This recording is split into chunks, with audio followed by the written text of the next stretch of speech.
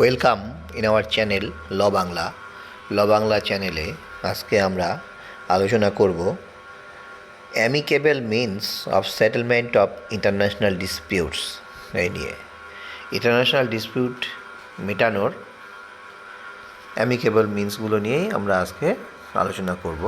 এখন ইন্টারন্যাশনাল যে ডিসপিউটগুলো হয় সেগুলো মেটানোর জন্যে কী কী স্টেপ নেওয়া হতে পারে এবং কিভাবে এই ডিসপিউটগুলো সহজে মেটানো যায় সেটা আজকে আলোচনার প্রধান বিষয়বস্তু। তো ইন্টারন্যাশনাল ডিসপিউট মেটানোর জন্যে ইউনাইটেড নেশনের যে চার্টার রয়েছে তার আর্টিকেল 2/3 এবং আর্টিকেল 33(1) এই দুটো আমাদেরকে মনে রাখতে হবে।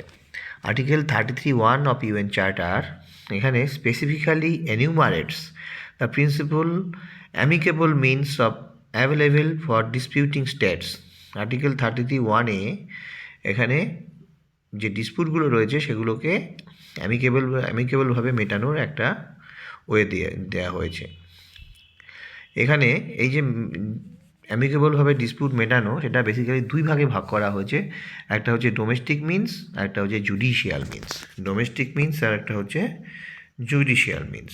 এবার ডোমেস্টিক মিনসে কী রয়েছে? ডোমেস্টিক মিনসে এই ইন্টারন্যাশনাল ডিসপিউট মেটানোর জন্য ডোমেস্টিক মিনসের মধ্যে রয়েছে negotiation, good office, mediation, conciliation এবং ইকুইটি আর ফ্যাক্ট ফাইন্ডিং।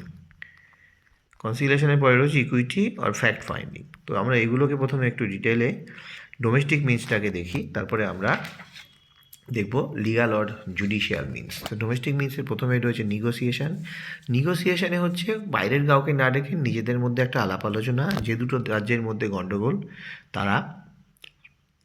তাদের দুজনের মধ্যে একটা নিগোসিয়েশন করবে এবং নিজেদের মধ্যে ডাইরেক্ট ডিসকাশন করবে।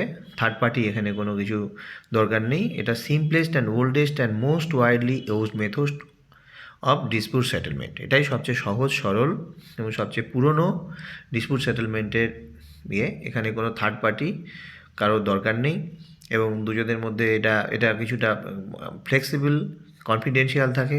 বাইরের এবং সভরেনিটি, ইকুয়ালিটি এগুলো সব বজায় রাখে এবং এটা নিজেদের মধ্যে কনফিডেন্সিয়াল থাকে এবং এটা সবচেয়ে easiest most internationally accepted dispute অ্যাড্রেসালের ওই হচ্ছে নিগোসিয়েশন। দুজনের মধ্যে নিজেদের মধ্যে দর কষাকষি করে নিজেদের মধ্যে নিজেদের ঝামেলা নিজেরাই মেটানো, অন্য কাউকে কোনো দাদা দিদিদের না রেখে।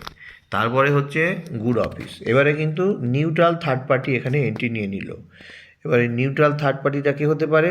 যেমন ইউনাইটেড নেশনস সেক্রেটারি জেনারেল, তিনি অনেক সময় এই নিউট্রাল থার্ড পার্টির ভূমিকা নেন। স্টেট অর্গানাইজেশন, এমিনেন্ট ইন্ডিভিজুয়াল, একটা অন্য কোনো দেশ বা কোনো একটা অর্গানাইজেশন যেমন ইউনাইটেড নেশন অর্গানাইজেশন বা এমিনেন্ট কোনো ইন্ডিভিজুয়ালও এরকম করতে নিউট্রাল থার্ড পার্টি হতে পারে এবং এইভাবে তাদের মধ্যে ডিসকাশন করে এটা একটা সলিউশন, নিগোসিয়েশন করে একটা সলিউশন একটা যারা আনতে পারে। এটা চাপিয়ে দেওয়ার মতন কিছু নেই। দুটো জনের মধ্যে আলোচনা করে যদি দেখা যায় যে অ্যাকসেপ্টেড তখন এটা হবে। তারপর হচ্ছে মিডিয়েশন। মিডিয়েশন কথাটার মধ্যেই রয়েছে একটা মিডিয়া বা একটা থার্ড পার্টির গন্ধ রয়ে গেছে। তাহলে এটা হচ্ছে গুড অফিসের পরে থার্ড পার্টি ব্যাপারটা হচ্ছে মিডিয়েশন। এখানে অন্য কোনো একটা দেশ আরেকটা দেশের হয়ে মিডিয়েশন করতে পারে। যেমন অনেক ক্ষেত্রে ইউএস যেহেতু পৃথিবীর দাদা, সে অনেক ক্ষেত্রে এরকম মিডিয়েশন অনেক দেশের মধ্যে আসতে পারে। US mediation in the camp David accord. তাছাড়া রাশিয়ান মিডিয়েশন, এটা তাশখণ্ডে যে রাশিয়ান মিডিয়েশন হয়েছিল বিটুইন ইন্ডিয়া অ্যান্ড পাকিস্তান 1966-এ, এটা হচ্ছে একটা মিডিয়েশনের এখানে থার্ড পার্টি একটা অন্য একটা দেশ সেখানে মিডিয়েশনের কাজ করছে এবং এই থার্ড পার্টি সেটা আমরা যে পরস্পর বিবাদমান যে দুটো দেশ তারা সেটা অ্যাকসেপ্ট করতে পারে বা রিজেক্টও করতে পারে। এটা তাদের মধ্যে বাইন্ডিং না যে তাদের এটা মেনেই চলতে হবে। এবারে হচ্ছে কনসিলিয়েশন। কনসিলিয়েশনটা কি? কনসিলিয়েশন হচ্ছে commission of independent members to investigate the disputes conciliation commissions of independent members to investigate the disputes, মানে ইন্ডিপেন্ডেন্ট কিছু মেম্বার তারা এই ডিসপিউটটাকে একটা কমিশন বসায়, কমিশন বসিয়ে সেই ডিসপিউটটাকে অ্যাড্রেস করার গ্রিভান্স অ্যাড্রেসালের চেষ্টা করে। যেমন এখানে the Hague convention 1907, Vienna convention of Lord treaties 1969, এই যে কমিশনগুলো বসেছিল, the Hague convention, Vienna convention, এগুলো ইন্টারন্যাশনাল ট্রিটিসের মধ্যে অর্থাৎ দুটো দেশের মধ্যে বা দুই বা ততোধিক দেশের মধ্যে আর কীরকম কী হবে এগুলো নিয়ে একটা আলাপ আলোচনা করা হয়েছিল। আর ইকুইটি আর ফ্যাক্ট ফাইন্ডিং, এনকোয়ারি আর ফ্যাক্ট ফাইন্ডিং, এখানে কি হয়েছে, ফ্যাক্ট ফাইন্ডিং অর্থাৎ ফ্যাক্টটা কী সেটা খুঁজে বের করা এবং তার একটা সলিউশন বের করা, এটা হচ্ছে আর একটা way. Inquiry involves an impartial international commission investigate the factual basis of a dispute, অর্থাৎ একটা ইন্টারন্যাশনাল কমিশন বসবে এবং ইন্টারন্যাশনাল কমিশন সেটাকে ফ্যাক্টটা কী আছে সেটাকে ইনভেস্টিগেট করবে। যেমন Dogger Bank incident between Britain and Russia, এটা একটা ক্লাসিক্যাল ইনসিডেন্ট। ডোগার ব্যাংকে হয়েছিল ব্রিটেন আর রাশিয়ার মধ্যে, ফ্যাক্ট ফাইন্ডিং করে কে দোষী সেটা পরবর্তীকালে দেখা হয়েছিল। তো ফ্যাক্ট ফাইন্ডিং আর একটা ওয়ে, যে প্রকৃত ফ্যাক্টটা কী আছে তার জন্য একটা ইনভেস্টিগেশন কমিশন, ইন্টারন্যাশনাল কমিশন এই ফ্যাক্টটা ফাইন্ড আউট করে। এবার হচ্ছে লিগাল আর জুডিশিয়াল মিনস। লিগাল আর জুডিশিয়াল মিনসের মধ্যে হচ্ছে arbitration. Arbitration is a quasi-judicial method whereby parties agrees to submit their disputes to an bilateral tribunal whose award was legally binding, অর্থাৎ এখানে কিন্তু আরবিট্রেশনে কিন্তু যে অর্ডারটা আসবে সেটা কিন্তু লিগালি বাইন্ডিং, অর্থাৎ পার্টিকে কিন্তু সেটা মেনে নিতে হবে। আগে ক্ষেত্রে আমরা যেগুলো দেখছিলাম সেগুলো কিন্তু ইম্পোজ করা হচ্ছিল না বা চাপিয়ে দেওয়া হচ্ছিল না, কিন্তু আরবিট্রেশনের ক্ষেত্রে কিন্তু এখানে আমাদের এটা মেনে নিতে হয়। Permanent court of arbitration PCA, সে যদি আরবিট্রেট করে, established by the Hague Convention 1999, provides the principal institution framework for international arbitration. তাহলে হেগ কনভেনশনের মাধ্যমে permanent court of arbitration PCA তৈরি হয় 1998-এ। এটা আরবিট্রেশন কিন্তু এটা কিন্তু মানে মেনে নিতে হবে। আর এটা হচ্ছে judicial settlement. Judicial settlement provides submission of disputes to a permanent international court with binding jurisdiction. Judicial settlement. The International Court of Justice (ICJ) is the principal judicial organ of United Nations.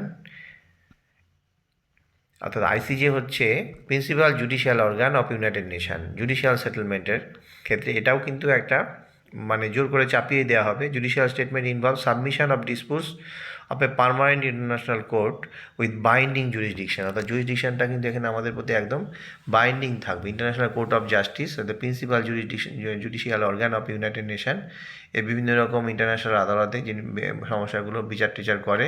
Other important tribunals include international tribunal for the law of the sea ITLOS, international tribunal for the laws of the sea, এটা হচ্ছে ITLOS, আর international criminal court ICC।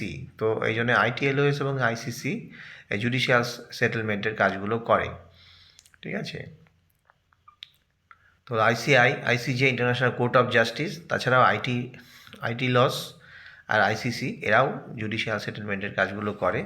তাহলে আমরা যেটা দেখলাম যে amicable means of dispute সেটেলমেন্টের ক্ষেত্রে এখানে basically দুরকম ওয়ে রয়েছে। একটা হচ্ছে ডিপ্লোম্যাটিক মিনস, আরেকটা হচ্ছে জুডিশিয়াল মিনস বা লিগ্যাল মিনস। হ্যাঁ, ডিপ্লোম্যাটিক মিনসের মধ্যে আমরা দেখলাম নেগোসিয়েশনটা হচ্ছে সবচেয়ে পুরনো। অ্যামিকেবল মিনসের মধ্যে দুটো দেশ তারা নিজেরা কথা বলে মেটাবে। এছাড়া গুড অফিস অর্থাৎ নিউট্রাল থার্ড পার্টির মাধ্যমে মেটাতে পারে। তাছাড়া মিডিয়েশন, অন্য কারোর একটা থার্ড পার্টির মিডিয়েশনের মাধ্যমে মেটাতে পারে। এছাড়া কনসিলিয়েশনের একটা কমিশন থাকে, কনসিলিয়েশন কমিশন এটা করতে পারে। এছাড়া ইকুইটি আর ফ্যাক্ট ফাইন্ডিং একটা টিম, ইকুইটি ফ্যাক্ট ফাইন্ডিং করে কোনো সমস্যা আছে কি না সেটা মেটাতে পারে। আর তাছাড়া রয়েছে লিগাল জুডিশিয়াল মিনস, এখানে আরবিট্রেশন এবং জুডিশিয়াল সেটেলমেন্ট, এ দু রকম জিনিস রয়েছে। আরবিট্রেশন বা জুডিশিয়াল সেটেলমেন্টের মাধ্যমে ইন্টারন্যাশনাল ডিসপিউট মিটিয়ে ফেলা যেতে পারে। তো এই হচ্ছে ইন্টারন্যাশনাল ডিসপিউট। এটা ইন্টারন্যাশনাল ডিসপিউট মেটার জন্য তাহলে আমরা যেটা দেখলাম সেটাতে দুটো ওয়ে রয়েছে, একটা হচ্ছে ডিপ্লোম্যাটিক মিনস, একটা হচ্ছে লিগাল আর জুডিশিয়াল মিনস।